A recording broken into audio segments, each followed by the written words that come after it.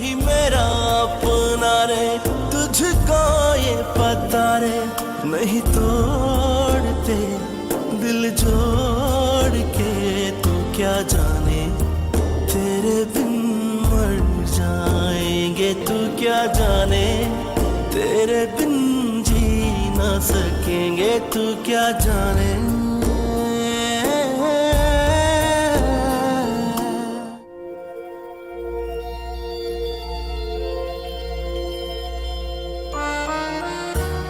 تو همیشه معامله کردی. یه بار درون خودتو بررسی کن، همه چی رو واضح میبینی.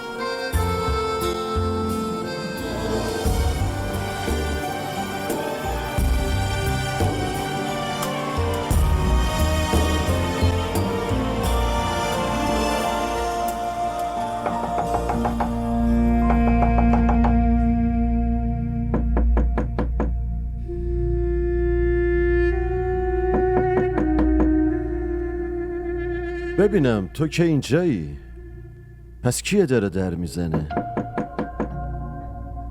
خاله ممتاز، عادتهای قدیمیتون رو ول کنین دیگه. سنی ازتون گذشته والا.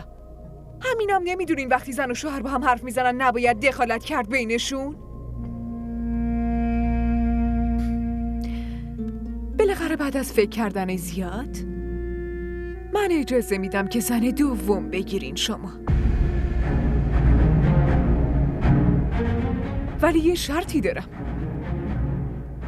بهت گفتم بذار همه چی صادقانه پیش بره، باز دوباره چه شرطی داری؟ چی کار کنم؟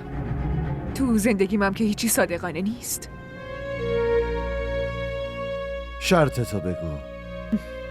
میگم بهتون، با جزئیات کامل میگم، فعلا که کلی حرفشو زدم براتون. وقتی همه جزئیاتشو کامل کردم اون وقت همه چی رو توضیح میدم. نمیخوای واضح حرفتو بزنی؟ واضح هم حرف میزنم. یه حسی داره به هم میگه دوباره میخوای بازی جدید را بندازی. بازی قدیمی باشه یا جدید، شما که همیشه بازیکنش هستین نه؟ اینقدر ترسیدین؟ خوب به نظر نمیرسین. ای بابا، اجازه ازدواج دوم بهتون دادم، خوشحال باشین. آها، میگم که امیدوارم حرفمو قبول کنین. صبر کن. میخوای چی کار کنی؟ ای بابا، برات زن میگیرم دیگه. در ضمن به خاله ممتازم خودتون بگین این قضیه رو.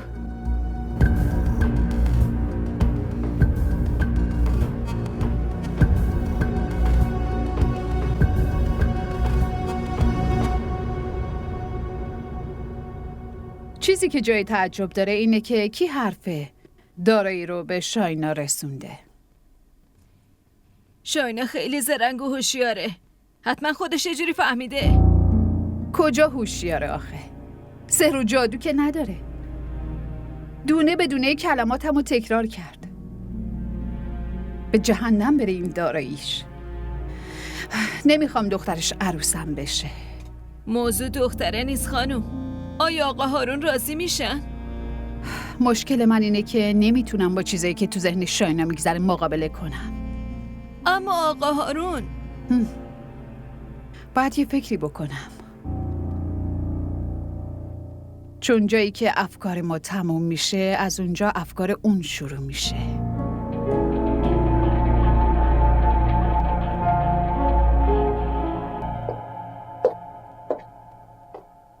مامان شاینا، صبح به این زودی کجا رفته بودین؟ دیدن مقصود. چرا؟ اجازه دادم زن دوم بگیره عزیزم. اجازه؟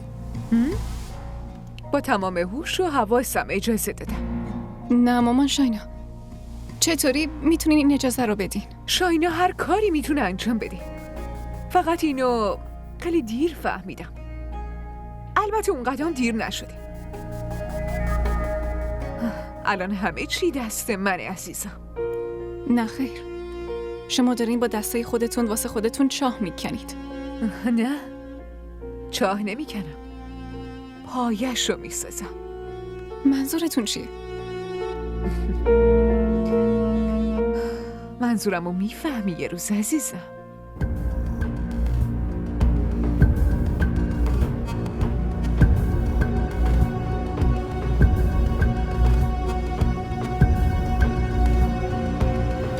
مگه چه حرفی بهت زد که اینجوری با آرامش نشستی برای خودت داری چای میخوری؟ یه چیزی بگو.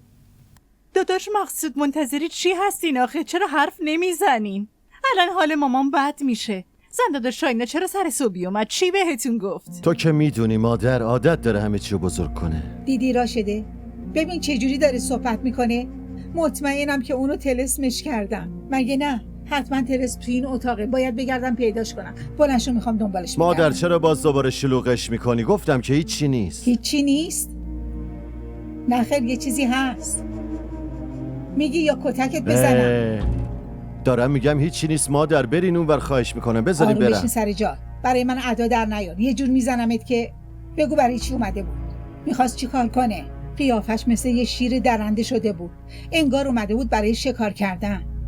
وقتی هم که داشت میرفت یه لبخند بزرگی رو لبش بود. من مطمئنم که اون واسه جادو اومده. نه خیر مادر، اینجوری نیست. اینجوری نیست؟ ول چاییو کن بده به مادر، من. این چاییه. میگم بهت چاییو میگم بده به چایی من. آخه چی میخواد توش بریزه؟ شما عجب آدم عجیبی هستی. پس تو خودت برام زن پیدا میکنی؟ منو دیوونه فرض کردی یا خودتو؟ چرا من نمیتونم پیدا کنم؟ شما به انتخاب من شک داری؟ من از این تعجبتون تعجب میکنم. تا به امروز هرچی رو که انتخاب کردم انگاری خوب نبوده. شما رو هم من انتخاب کرده بودم. میدونی که خاله ممتاز یه بیوه یا زن صاحب بچه رو میاره و وبال گردنتون میکنه. ولی من یه زنی براتون میارم که حتی تو خوابم ندیده باشینش.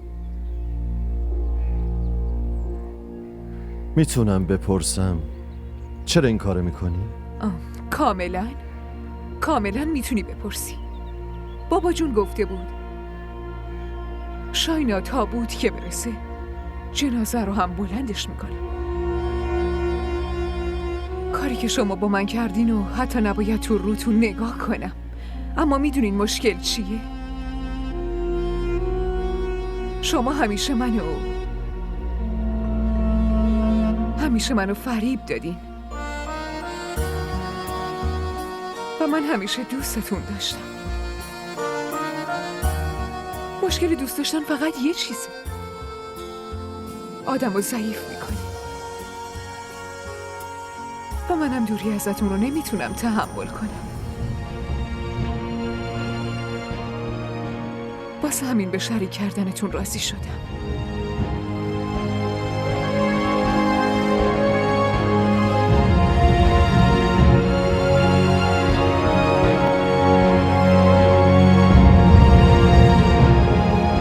چی گفتین؟ هانی بهتون بی احترامی کرده؟ هانی وگرنه به حرفای شاینا که سالهاست عادت دارم، اما این هانی اون خیلی دختر فهمیده و با ادبیه. ممکنه براتون سوء تفاهم شده باشه. چی؟ یعنی من دروغ میگم؟ نه من اینو نمیگم، اما ممکنه براتون سوء تفاهم شده باشه. فکر کردم بشنوی به مامانت بی احترامی کرده، فوری داد و فریاد را میندازی. مامان من رفتم اونجا که همه چی رو درست کنم. میخواستم به شاینا بفهمونم لجبازی نکنه و خوشحالی شما رو خراب نکنه. مگه شد حرف بزنم؟ چون هانی انقدر زبون درازی کرد که حرفم یادم رفت. هانی چی گفت؟ مامان هانی چی گفت؟ نمیخوام میونتون رو خراب کنم. این اتفاق که افتاده. کجا داری میری؟ برمیگردم. هارون صبر کن ببینم.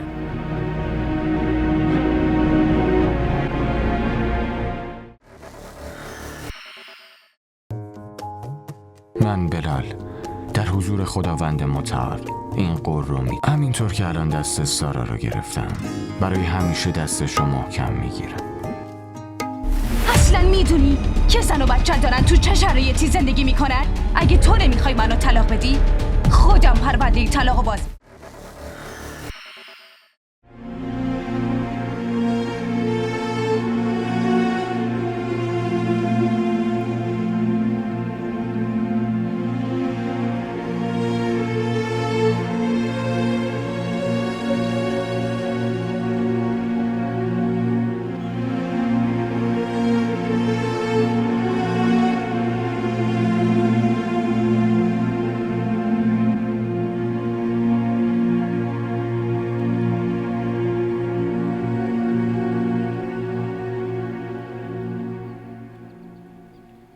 تنهایی خیلی چیز ترسناکیه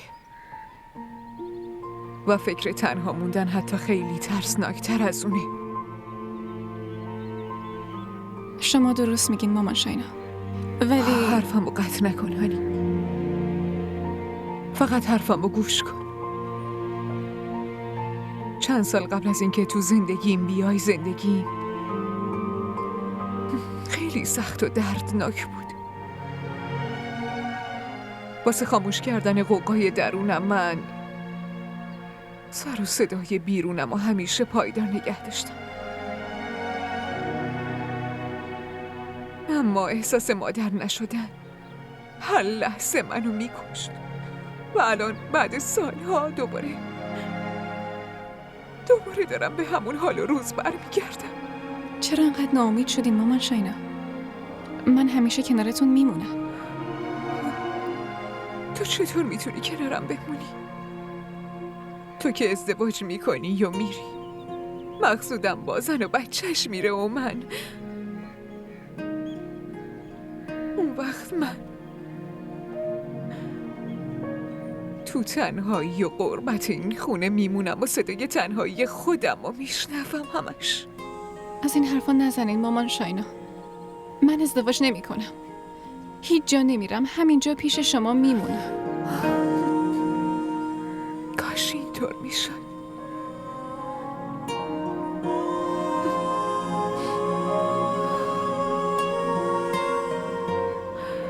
آخرین راه حل اینه که من به ازدواج دوم مقصود رضایت بدم عزیزم. ولی مامان شاینا، شما از کجا دختری پیدا میکنین که بتونه درکتون کنه، بتونه دردتون رو بفهمه؟ با تلاش کردن هر کاری میشه کرد عزیزم. تلاش میکنید ولی اینجا خاله ممتاز حاضره که عروسی رو به راه بکنه. تو این فرصت کم دختر از کجا پیدا میکنید؟ اصلا راجع به این قضیه فکر کردین؟ اون دختر کی باشه؟ از کجا اینقدر زود پیداش کنم آخه؟ خب منم دارم همین رو بهتون توضیح میدم.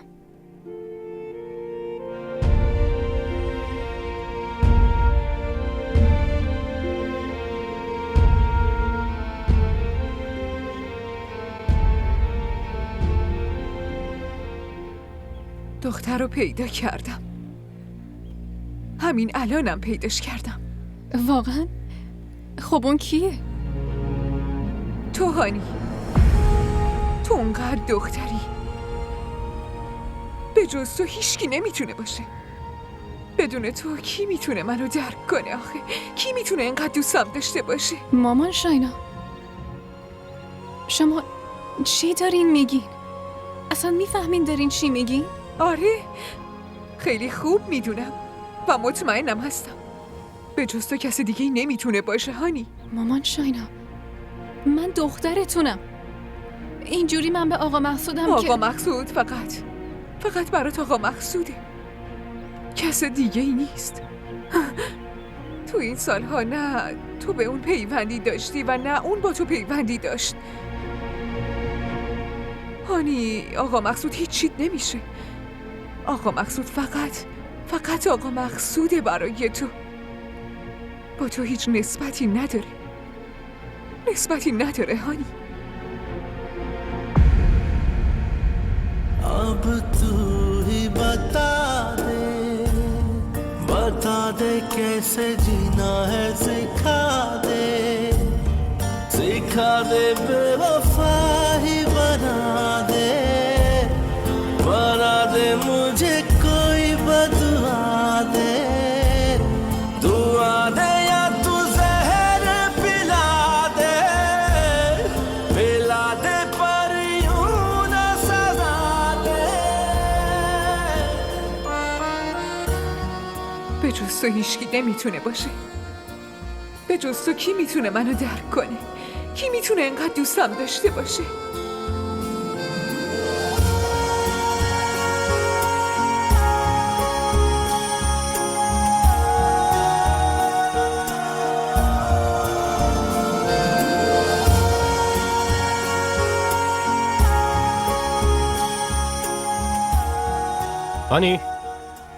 هانی سلام علیکم آقا هارون. هانی کجاست؟ الان شاینا خانم صدا من پرسیدم هانی کجاست؟ صدا میزنم. صداش میزنم. ما را در شبکه‌های اجتماعی دنبال کنید.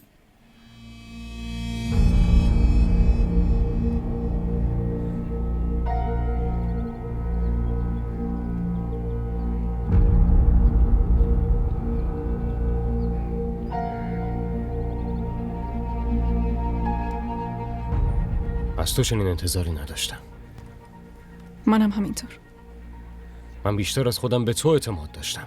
فکر میکردم منو دوست داری، یعنی هرچی به من ربط داشته باشه رو دوست داری. اما منم همین فکر رو میکنم. مگه چی کار کردی که جرأت نداری چش تو چش بشی و حرف بزنی؟ وقتی نتیجه عشق فریب میشه، نه؟ پس نگاه کردن واقعا خیلی سخت میشه. چه فریبی؟ من نمیتونم اون حرفا رو تکرار کنم. حرفای زنده شهناز و نیتی که داشته. چطور یه نفر میتونه اینقدر فکر پستی داشته باشه؟ هانی، در مورد مادر من درست صحبت کن.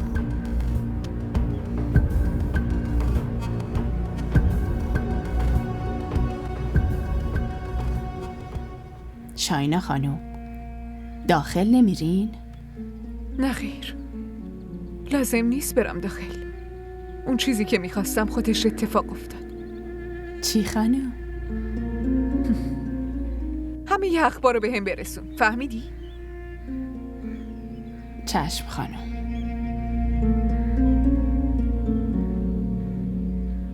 تو به جای اینکه به اشتباهات اعتراف بکنی داری به مامان من تهمت میزنی؟ مگه چی کار کردم هارون؟ آها، یعنی اینم من باید بهت بگم؟ آره، تو باید بگی. چون من واقعا نمیدونم تو داری راجع به چی صحبت میکنی. هانی، مامان راست میگفت. تو رو عمه تربیت کرده، واسه همین به اشاره های اون میرقصی. کاملا درست میگفت. ما دوتا نتونستیم همدیگر رو بشناسیم هارون. من اون موقع فکر میکردم تو آدم خاص و متفاوتی هستی، ولی نه خیر. تو هم مثل همه مردای دیگه عادی هستی. آها، یعنی میگی تو به مامان من بی‌احترامی نکردی؟ اونم داره دروغ میگه؟ کاش که میکردم، چون اینطوری واسه دفاع کردن از خودم اینقدر اذیت نمیشدم.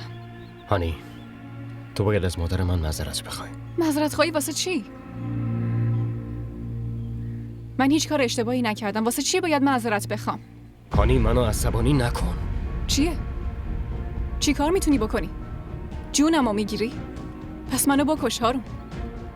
چون هم تو همون مادرت اون دام دروغ اینو واسم پهن کرده بودین. منم به اسم عشق اسیر اون شدم. این چهره واقعیت بوده. آره. تو هیچ وقت منو دوست نداشتی. آره درسته. ساکت شو هانی، نشه که جایگاهت تو قلبم از دست بدی. تهدیدم میکنی؟ دیگه مهم نیست هارون، چون تو همون روز جایگاهتو توی قلبم از دست دادی که من واقعیت رو فهمیدم که تو و مامانت برای چی ادعای دوست داشتن منو میکردین. هانی، اسم مامان منو دیگه اینجوری به زبونت نیار. چرا؟ اسمشو به زبون میارم، تکرارش میکنم، مادر تو زندای شهناز یه زن بدنیت و دغل‌بازه.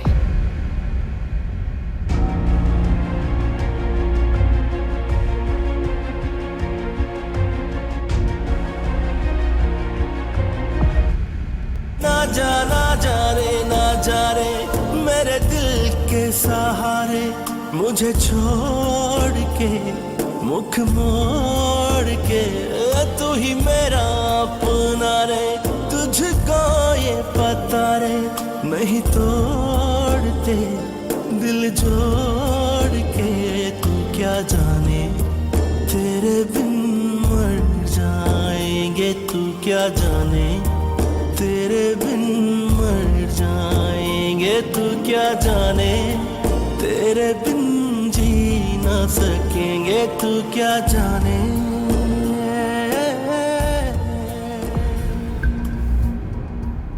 من فکر میکردم تو آدم خاص و متفاوتی هستی، ولی نه خیر. تو هم مثل همه مردای دیگه عادی هستی. مادر تو زندای شهناز یه زن بدنیت و دغل‌بازه.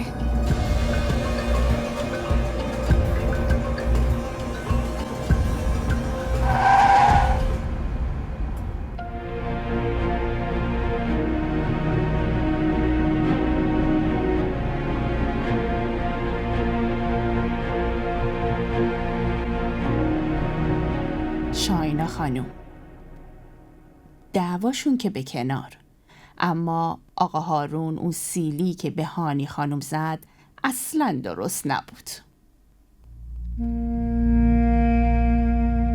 سیلی زد؟ بله.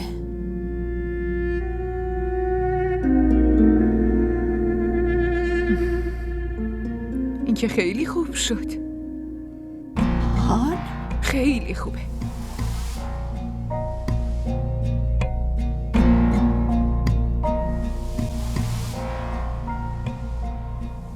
به یه دلیل مهمی شما رو صدا زدم.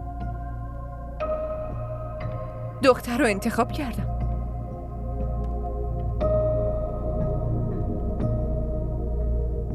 که اینطور؟ خب بگو کی هست این گوهر نایاب؟ هانی.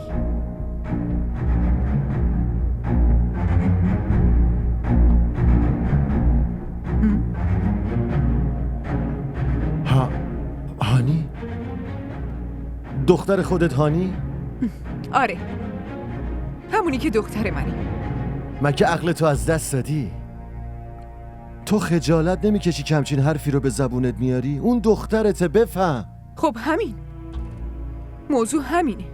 اون دختر منه، دختری که من بزرگش کردم، ولی هیچ رابطه خونی باهاش ندارم و تو حتی رابطه کلامی هم باهاش نداری. ولی تو اونو به عنوان دخترت به این خونه آوردی. جوابت واضحه. من اونو آوردم. دختر منه، دختر شما نیست. و اگه هر دوتامون می آوردیمش باز هم شریعت مشکلی نداشت. شما مگه نمیدونی؟ شریعت بهتون اجازه داد. یواشتر، واقعا باید خجالت بکشی که داری این حرفو میزنی. خیلی با فکر و دقتی همچین تصمیمی گرفتم و شما باید حرف منو قبول کنی. ببین شاینا، من طمعکار شاید باشم، ولی انقدر پست و عوضی نیستم که به هر حرفت عمل کنم و حتی خودم رو از چشم خودم بندازم. بهتره بری خودتو درمان کنی. من اصلا حرفاتون بهم بر نمیخوره. یه بار با خونسردی کامل فکر کنی. اگه حرف منو قبول ندارین پس از یه عالم دین برین بپرسین، خیالتون رو راحت کنین. الان رفتنم از اینجا بهترین کاره، هم برای تو هم برای من. مقصود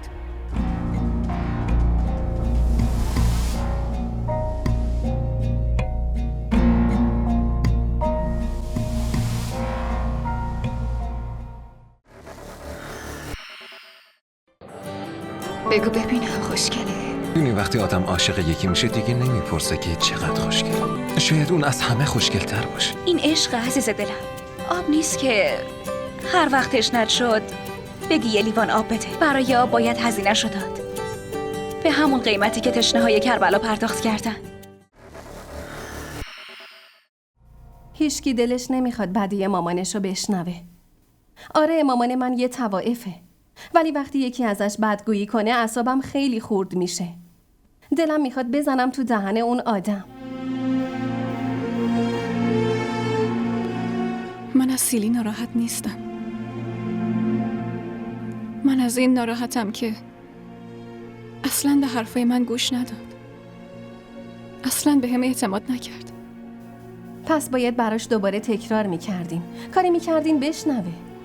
چطوری میتونم؟ اصلا حاضر نبود حرفمو بشنوه. هانی، اون شما رو دوست داره.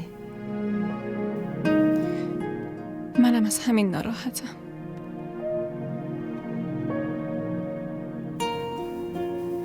میدونم که شمام اونو دوست دارین و یه سیلی دوست داشتن رو تموم نمیکنه. تو واقعیت رو نمیدونی. خب به هم بگین. حتی فکر کردن راجبشم اذیتم میکنه. عشق فقط یه بهونه بوده. هدف اصلی چیز دیگه ای بوده. شما به هم بگین. شاید بتونم کمکتون کنم.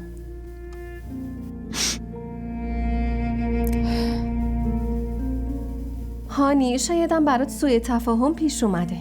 اون آدم بدی نیست.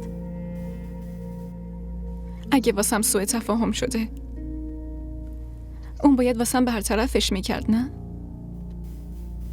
فکر میکنم دلیل گریتون یه چیز دیگه است. یه موضوع دیگه که خیلی داره اذیتتون میکنه.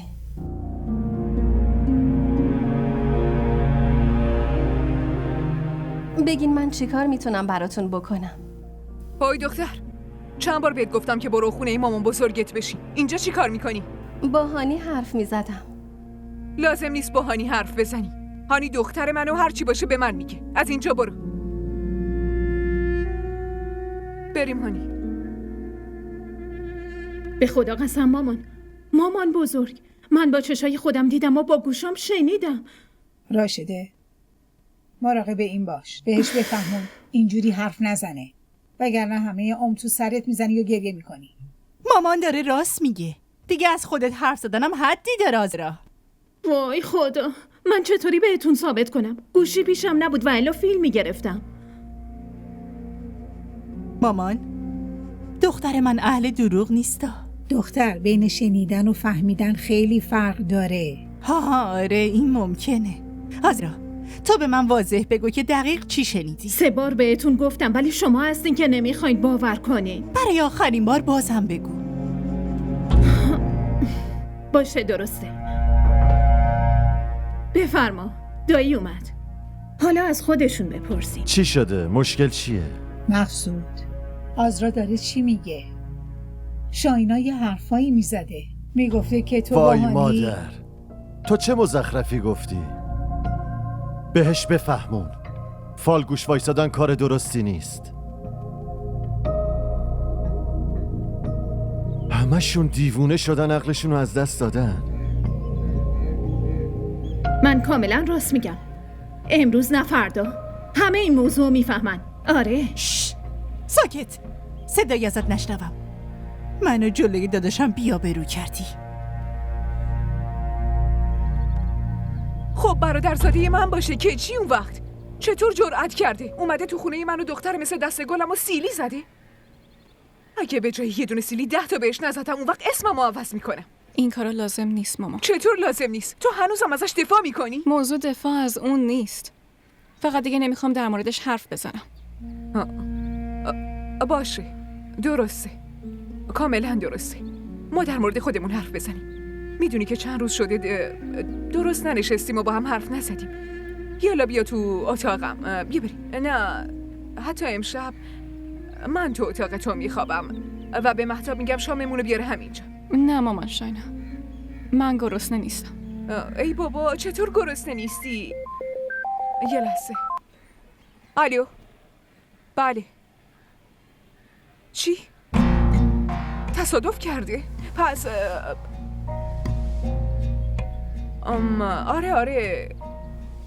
آره میدونم که آقای مدیر تصادف کردن. باشه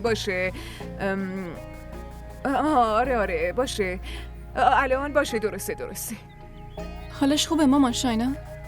آره آقای مدیر تصادف کرده. من برم ازش خبر بگیرم.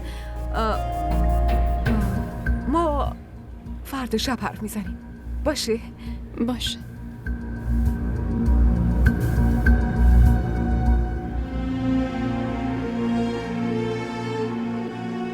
حرفمو با دقت گوش کن مهتاب. از تصادف هارون روح کسی هم نباید خبردار بشه، مخصوصا هانی. باشه؟ چشم.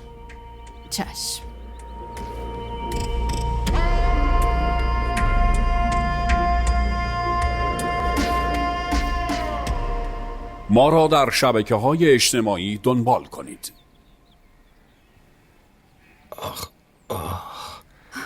مامان. وای قربونت برم، فدات بشم. اینجا کجاست؟ خدا به پسرم یه زندگی جدید داده. خدا رو شکر به هوش اومدی. هانی کجاست؟ اون چرا باید بیاد اینجا؟ اون مادر و دختر پسرم رو به این حال انداختن، حتما دارن جشن میگیرن دیگه. نه اصلا. اسمشو به زبونت نیار. اونی که پسرم رو انقدر ناراحت کرده معلوم نیست بعدن چقدر اذیتت کنه. خدا به همون رحم کرد. اشتباه از من بود، نباید روش دست بلند میکردم. اشتباه؟ چه اشتباهی؟ چی کار نباید میکردی؟ من که ازت تعجب میکنم. اون آدمایی که مامانتو انقدر تحقیر کردن تو باز رفتی پیششون؟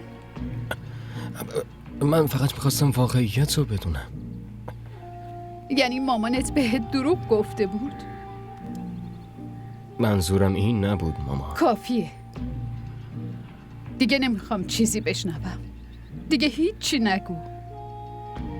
لطفاً. تو فقط استراحت کن. من اینجا پیشت هستم. خب؟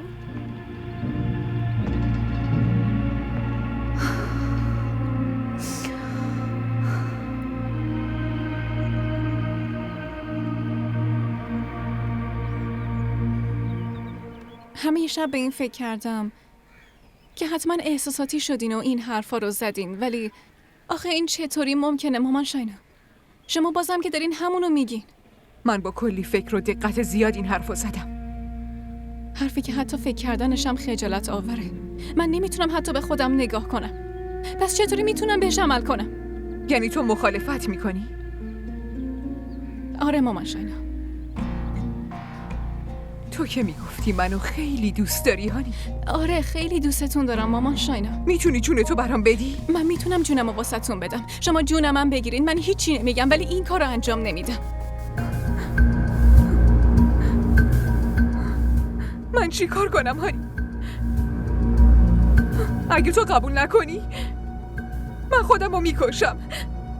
حتی باید همون لحظه خودمو میکشتم که فهمیدم دیگه نمیتونم هیچ وقت مادر بشم. مامان شاینا لطفاً. چطور بمیرم؟ خودمو اینجا دار بزنم یا رگمو بزنم؟ اینا حتی از این مخالفتت اذیتش کمتره. من که همه دوست داشتنمو نثارت کردم، اما تو من با هارون صحبت میکنم مامان. هارون؟ تو هنوز اسم اون آدم یادته ها؟ اون آدمی که به خاطر پس گرفتن اموال واسه نقشه کشیده بود و داشت بازی میکرد باهات. نه مامان شاینا، هارون اینطوری نیست. اون آدم خیلی خوبیه. اون حتی فکرش هم نمیکنه که همچین کاری بکنه. اینا همش کار زنده شهنازه. اینا همش نقشه های اونه. من به هارون میگم که من همونطوری که هستم همونجوری قبولم کنه. اگرم یه وقتی فهمیدم که داره بهم دروغ میگه، اون وقت ولش میکنم. میرم پشت سرم هم نگاه نمیکنم مامان شاینا. قول میدم. یعنی تو با مقصود ازدواج نمیکنی نه؟ مامان شاینا من نمیتونم این کارو بکنم. چرا نمیفهمین؟ من کمکتون میکنم با هم یه زن واسه آقا مقصود پیدا کنیم. با هم دیگه یه زن خوب واسش پیدا میکنیم که بتونه شما رو بفهمه، شما رو درک کنه، دردتون رو بفهمه. اگه تو نتونستی منو درک کنی پس هیچکی دیگه نمیتونه.